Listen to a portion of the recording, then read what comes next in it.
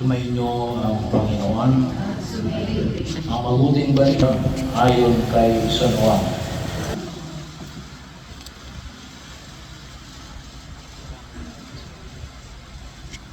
Nang magtakip-sining na ang mga alagad ay pumunta sa tabi ng lawa.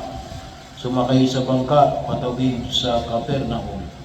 Madilim na'y wala pa si Jesus. Lumakas ang hangin at lumaki ang alon. Nang makagaon sila ng mga 5 o 6 na kilometro, nakita nila si Jesus na lumalakad sa ibabaw ng tubig, malapit sa bangka, at sila'y natakot. Ngunit sinabi niya sa kanila, "Huwag kayong matakot, ako ito."